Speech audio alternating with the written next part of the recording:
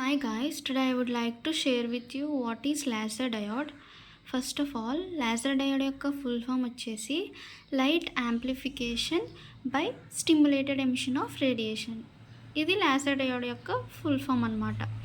దీనిలో first point వచ్చేసి laser it is a optical diode which emits a light with stimulated process.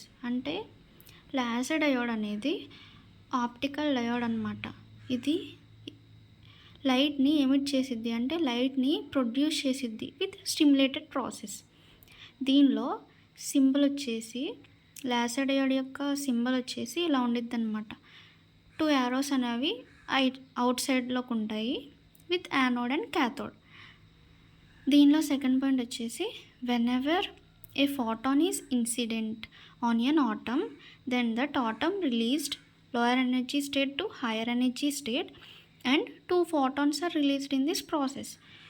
ఎప్పుడైతే photon అనేది atom మీద incident అయిందో అప్పుడు ఆటమ్ అనేది లోయర్ ఎనర్జీ స్టేట్ నుంచి హైయర్ ఎనర్జీ స్టేట్కి రిలీజ్ అవుతుంది. అలా రిలీజ్ అయినప్పుడు 2 photons అనేవి రిలీజ్ చేసిద్ది. అంటే ఒక ఫోటాన్ బదులు 2 photons అనేవి ఇక్కడ రిలీజ్ చేసిద్ది. Instead of 1 photon 2 photons are released. Third point వచ్చేసి while the atom gets to the lower energy state to metastable state then 2 photons are released. ఇక్కడ కూడా ఏంటి అంటే ఆటమ్స్ అనేవి lower energy state to metastable స్టేట్కి వెళ్ళినప్పుడు 2 photons అనేవి release అవుతాయి. ఈ ప్రాసెస్ ఇలాగే కంటిన్యూ అయితే దీన్ని లాసింగ్ ఎఫెక్ట్ అంటారు. దీనిలో ఫోర్త్ పాయింట్ వచ్చేసి having more number of atoms in metastable state then lower energy state. అంటే నార్మల్గా లోయర్ ఎనర్జీ స్టేట్లో ఎక్కువ ఎలక్ట్రాన్స్ ఉంటాయి. అలా ఎక్కువ ఎలక్ట్రాన్స్ ఉన్నా కానీ యూజ్ ఉండదు, ఎందుకంటే లేజర్ లైట్ అనేది అక్కడ ఫామ్ అవ్వదు.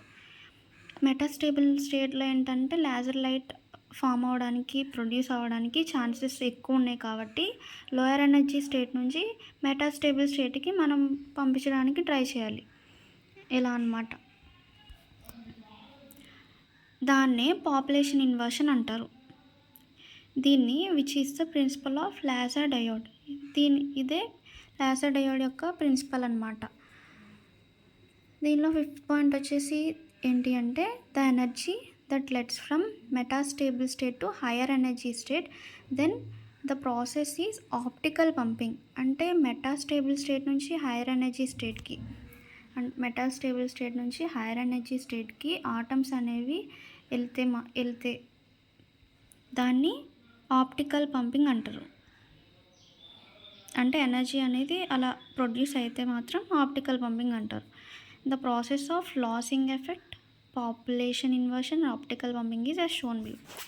ఇక్కడ ఈ డయాగ్రామ్లో optical pumping, lasing effect, population inversion ఎలా ప్రొడ్యూస్ అయిందని చూపిస్తాము.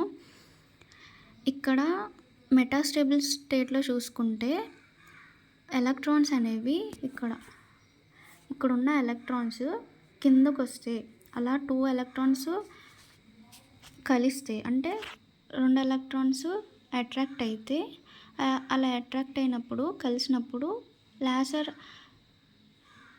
డయోడ్ అంటే లేజర్ లైట్ అనేది ఫామ్ అయ్యిద్ది అనమాట. 2 ఎలక్ట్రాన్స్ మెటాస్టేబుల్ స్టేట్లో కలిస్తే అలా అన్ని ఎలక్ట్రాన్స్ కలిసినప్పుడు స్ట్రాంగ్ లేజర్ లైట్ అనేది ఫామ్ అయ్యిద్ది. దీని యొక్క ప్రాసెస్ అనేది ఇది లేజర్ లైట్ యొక్క ప్రాసెస్.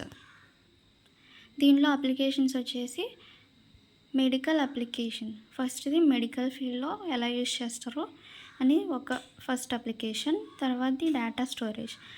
డేటాని స్టోర్ అంటే CDs, DVDs, Blu-rays, disc, data storage డివైజెస్లో ఈ లేజర్ డయోడ్ని యూజ్ చేస్తారు. టెలికమ్యూనికేషన్స్ లైక్ ఫైబర్ ఆప్టిక్స్ ఇలాంటి వాటిలో ఈ లేజర్ డయోడ్ని యూజ్ చేస్తారు. ఇండస్ట్రియల్ అప్లికేషన్స్, లైటింగ్ డిస్ప్లేస్లో కూడా ఈ లేజర్ డయోడ్ అనేది యూజ్ చేస్తారు. ఈ క్వశ్చన్కి మీరు అడ్వాంటేజెస్ అండ్ డిసడ్వాంటేజెస్ కూడా యాడ్ చేసుకోవచ్చు.